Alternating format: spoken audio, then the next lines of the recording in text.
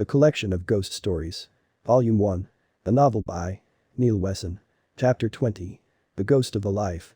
Raymond Vincent was a quiet, reserved and a very private man. It was not surprising after the life he had led that he kept his emotional barriers constantly in place. Not letting anyone see his innermost feelings was paramount, or indeed sharing his private thoughts with any other person. At the vulnerable age of 17 he had lost his elderly father to liver failure. He had been a man who had lived life to the extreme. Work hard, play hard was his motto. He had drank heavily most of his life, and then at 60 he had paid the ultimate price. The kind and loving father always, Raymond had missed his guarding hand in life. This event had changed Raymond's life indescribably. From that moment his life was no longer his own. His time was divided between his work as a computer-aided design engineer and the welfare of his aging mother. Any spare time he had was dedicated to her and the running of the house. All the usual trappings of youth never caught hold of him. As far as he was concerned, they never existed. 10 years later, following the death of his mother, he made the biggest and hardest decision of his life and moved into a house closer to his place of work. Leaving his old home behind, he began a new life in his new abode. Life for him had not changed as much as he had expected. His working life was back into the normal routine, starting at 7:30 in the morning and leaving at 5:30 in the evening. Home life was also in a familiar cycle. Monday and Tuesday were dedicated to washing and ironing, while Wednesday night was housework night. He had normally finished his domestic chores by 9 o'clock, so the rest of the night was his. The evening meal was normally a simple affair: pasta, a selection of vegetables all covered in some kind of cooking sauce.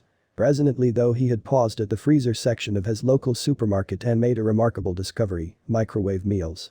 Starting on a cheese and pasta dish, not wanting to be too adventurous, he took it home and put it in the microwave, eagerly anticipating trying the slowly turning meal in the cardboard tray. Sitting with the tray on his knee, he tried the piping hot meal. Why had he been cooing with pans for all these years? He could just press a couple of buttons. The next week in the supermarket, H realized that a whole new world had been opened up to him. Filling his trolley high with curries, chilies and a whole Sunday dinner, he made his way to the till. Raymond's nights consisted of a little television and a lot of reading. He was not a fan of soap operas or reality shows, so generally he turned off the set around 7:30. Ray sat in his living room reading. The clocks had gone back several weeks previous, and the nights were drawing fast. What's more, Christmas was looming. This would be the first without either of his parents. The thought of spending the festive season alone had not crossed his mind until now. As an attempt to try enter the spirit of the season, he decided to read the Dickens novel A Christmas Carol. He was soon engrossed in the tale of the miserly old man. As he read of Scrooge and his meeting with his old partner's ghost, Ray had the uneasy feeling that he was being watched. The feeling was so intense that he dare not look up from his book until the feeling had passed. The following night, as he read of the first of 3 ghosts to visit Scrooge, he had that same uneasy feeling. The old well-worn saying sprang to mind. But in this instant it really did feel as though someone had walked across his grave. He deeply buried himself in his book, but as the chapter came to an end, he could bear it no longer. Slowly he looked up and across the room. Sitting in the settee under the window, curtains now closed, sat there was a slightly unnatural-looking man. He was older and grayer than Ray, but bore a strange likeness to him. Ray stared at the ghostly figure for several minutes. Somehow he knew it to be a phantom. Was it a trick of his mind? Had he fallen asleep while reading the ghostly story, and he was manifesting this illusion in his mind? Each night the specter returned, sitting in the same spot, saying and doing nothing. Each night Ray saw, and he too said nothing to the visitor. He never tried to communicate with the phantom at all. Was it out of fear? No, he was enjoying having the company. The house seemed warmer with another presence. It was a strange thing to have a ghost occupying one's living room. It was not the sort of thing he could bring up at the coffee machine at work. He would be laughed out of the building for just bringing up the subject. His colleagues' minds were mostly closed on such subjects as this. So he learned to live with it. Christmas was now only a few days away, and as he put the finished Dickens novel down on the arm of the settee, he looked across at the phantasm. The 2 glasses of wine consumed had taken effect now. So with a large dose of Dutch courage he spoke to the ghost. "Who are you?" asked a slightly slurred voice. The spirit seemed to pause for a moment before looking at Ray. Then it spoke. Though it spoke to Ray, the lips on its cold white face did not move. The voice Ray could hear speaking to him was inside his head. Is this how all ghosts communicate? The voice was chilling, but warm and friendly all at once. "I am yourself, Raymond Vincent," it said. Ray was starting to feel dizzy. The effect of the wine was taking hold. "Sorry," he said, not believing what he was hearing. The spirit replied, "I am your own ghost and here to help you." A pause held Ray's attention, desperate for more knowledge. "If you follow the path you currently walk, you will die in 10 years' time. You will die alone in this very room, in this very chair where I now sit." Ray was paralyzed. How could he retort to such a statement? Hang on, he thought, I don't even know if the specter is real or just a figment of his imagination. Was he dreaming, substituting himself into the role of Scrooge? It seemed real enough, dreams always do until you wake up, that is. Why not go alone with it? How? How? The specter started at him wearing a hard expression.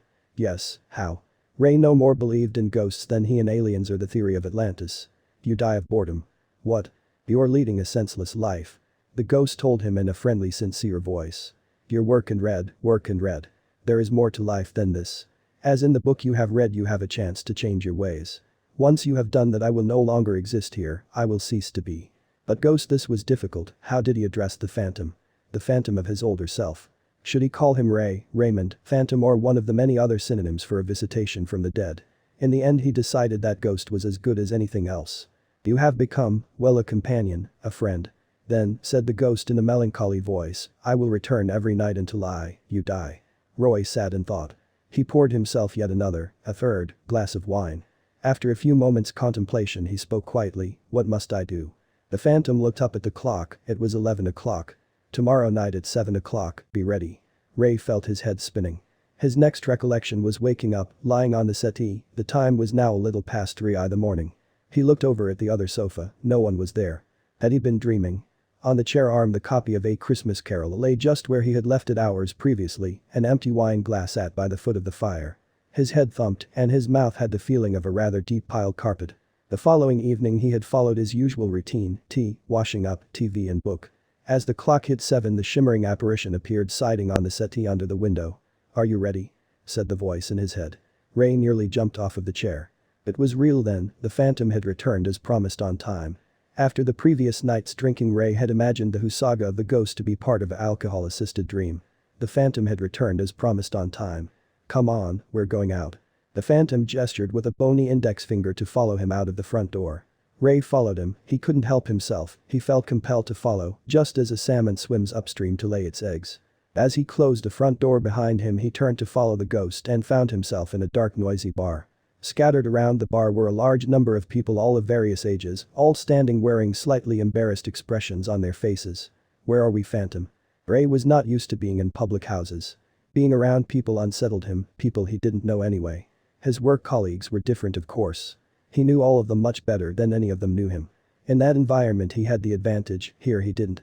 This was no man's land, open fields, no protection. This is a singles bar.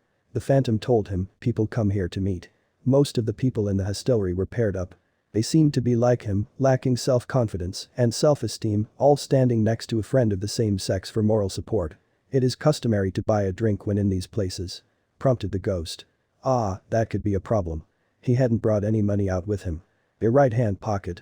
Said the phantom as Ray opened his mouth to speak. Ray checked his pocket and found 2 crisp 20-pound notes. That was one problem solved. Next, what to drink? He cast his eye along the pumps on the bar, then the optics hanging down along the rear mirrored wall. He eventually settled for a pint of bitter. The taste was not unpleasant.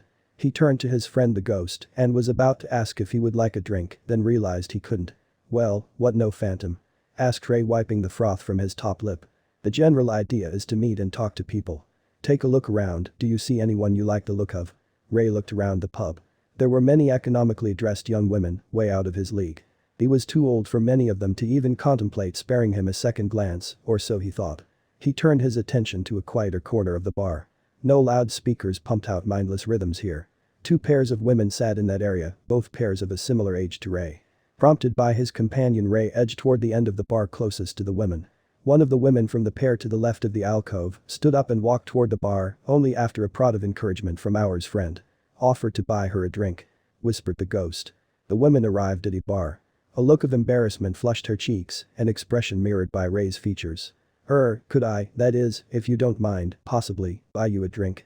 The words came out disjointed and nervously.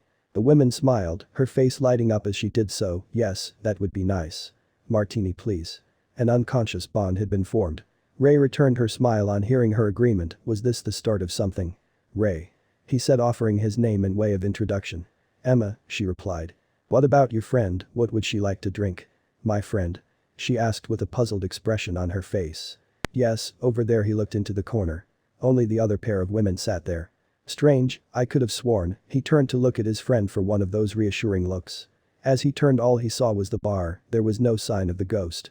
It had happened as predicted. If Ray's life changed course, then the phantom would cease to be. It would appear that the ghost was right after all. The end.